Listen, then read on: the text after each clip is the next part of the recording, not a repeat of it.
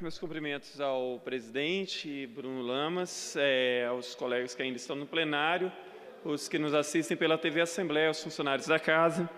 Então, hoje já foram feitas algumas reflexões, como a do deputado Freitas, do deputado Edson, reflexões muito importantes foram feitas aqui. E é um momento muito preocupante, né? A modernidade, a partir do século XVIII, XIX, ela nos trouxe muitas esperanças, né? A democracia viria para resolver grande parte dos nossos problemas, a ciência, com a sua evolução, tornaria nossas vidas cada vez melhores, né? Você vê que houve, né, e ocorreram realmente evoluções com novos remédios, doenças que matavam há 40 anos atrás não matam mais, doenças que matavam no século passado não matam mais, regiões desérticas tornaram-se produtivas, são os avanços da modernidade. Então, criou-se uma expectativa ao longo da história recente de que a modernidade transformaria e deixaria as nossas vidas cada vez melhor, né? E nós vivemos agora um tempo de muita incerteza, quer dizer, as certezas do passado estão sendo desfeitas. Nós não podemos pensar superficialmente sobre nada. Em momentos diversos, mas como esse, tão complexo que nós vivemos em termos globais e aqui no nosso país, talvez nos ajudaria a pensar isso o filósofo francês, antropólogo, geógrafo Edgar Morin, em seu Pensamento Complexo, né? Em que ele nos ensina a pensar que nada está isolado e nenhum acontecimento é isolado, que tudo faz parte de uma imensa engrenagem. Não existe um problema isolado do outro. Edgar Morin, ele nos traz essas reflexões através dos seus escritos, e seria muito bom que a gente aprendesse a pensar de forma complexa, ou seja, de que nada existe isoladamente, que nenhum fato é isolado, que tudo faz parte de uma mesma engrenagem. Da mesma forma, o polonês Zygmunt Bauman, um grande sociólogo vivo ainda, para mim, hoje são os dois maiores pensadores da atualidade, Edgar Morin na França e o Zygmunt Bauman polonês. O Zygmunt Bauman, talvez alguns dos senhores já tenham lido até alguns livros dele, ele escreveu vários livros assim, A Vida Líquida, O Amor Líquido, A Cidade Líquida, O Medo Líquido, justamente fazendo uma alusão de que aquilo que era muito sólido alguns anos atrás tornou-se líquido, tornou-se passageiro, tornou-se fluido, né? Ou seja, não as coisas mudam rapidamente, todas as certezas, ou grande parte das certezas que achávamos que tínhamos, não temos mais, em relação a uma infinidade de coisas, seja a ciência, seja a economia, seja a política. Nós vivemos uma época de insegurança e medo. As pessoas têm medo de perder emprego, elas têm medo de morrer na rua, têm medo de ser sequestrado, têm medo do que vai acontecer com seus filhos. Nós vivemos numa situação de sobressalto o tempo inteiro. Alguém disse aqui que muitas pessoas não conheceram uma outra época, né? E realmente, quem tem menos de 30 anos não viveu a época, né, da inflação galopante, a década perdida da década de 80. Então, desconhecia, né, toda essa situação econômica que nós estamos vivendo agora. E sem pensar muito, e sem refletir porque tudo isso está acontecendo, e sem a capacidade de fazer a interligação entre fatos econômicos, políticos, culturais, as pessoas têm uma pressa imediata de dar a sua opinião, né? As pessoas não são reflexivas, elas são reativas, elas reagem o tempo inteiro. Então, antes que elas pensem sobre a sua opinião ou o que você está falando, elas já estão reagindo em relação a isso.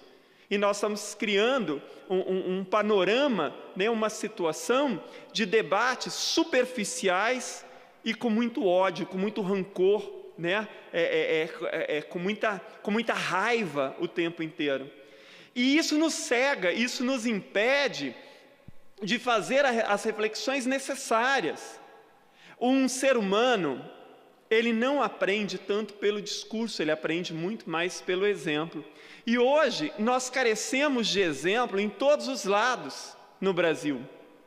e até em escala mundial, né? Está aí o escândalo Panama Papers, né? Que mostra que a corrupção ela ronda até países considerados exemplos em termos de corrupção. Mas o grande receio que eu tenho hoje, deputado Edson, deputado Freitas, deputado Padre Honório, em relação ao que nós estamos vivendo, é a perda da credibilidade na democracia.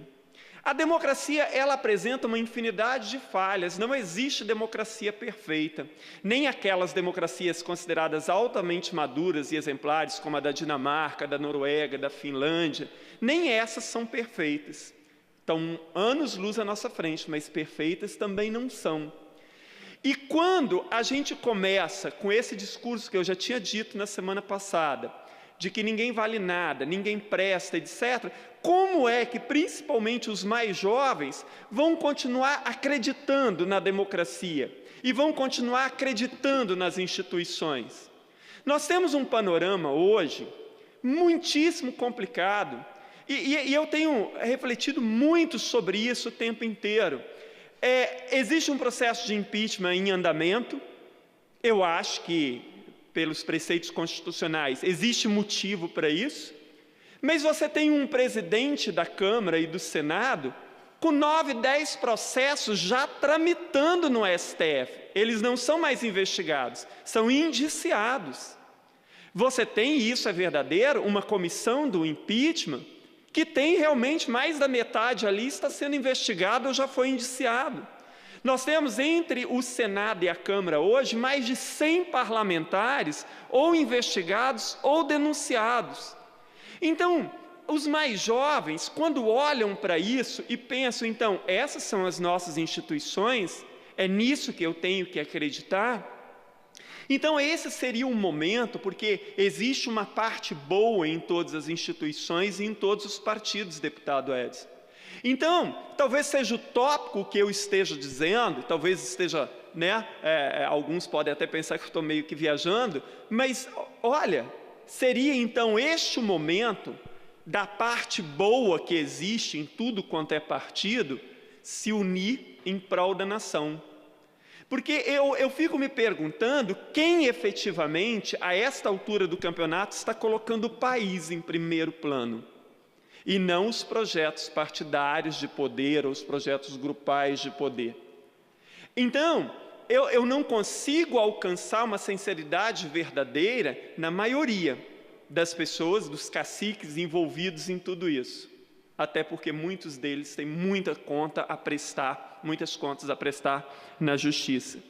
Mas, ao mesmo tempo, nós precisamos criar, sobretudo nas novas gerações, que na democracia não vence a minha verdade ou a sua verdade.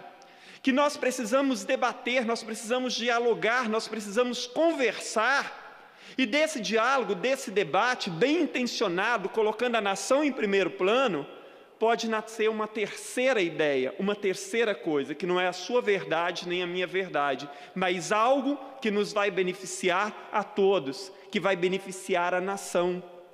Então é desta forma que a democracia deveria funcionar, com base no respeito entre as opiniões dos mais diversos segmentos. Deveríamos ideologizar menos os nossos discursos e pensar mais um pouquinho de forma pragmática sobre o futuro efetivo dessa nação. Porque, afinal de contas, não é verdade, independente se você é da esquerda, da direita, do centro, centro-direita, ou sem ideologia nenhuma, que a maioria quer a mesma coisa, quer educação de qualidade, quer um país com gente honesta, quer desenvolvimento, quer ver a agricultura funcionando, quer segurança. Isso é verdadeiro. Então, se é verdadeiro, por que nós não nos unimos em prol dessas questões? E aí entra aquela velha questão que parece aqui no Brasil mais arraigada do que na maioria dos outros países, de se beneficiar do cargo público, de se beneficiar da instituição em proveito próprio e não em proveito da sociedade como um todo e em proveito da nação efetivamente como um todo. É hora da gente refletir muito, é hora da gente pensar, é hora da gente pensar com o cérebro e não pensar com o fígado.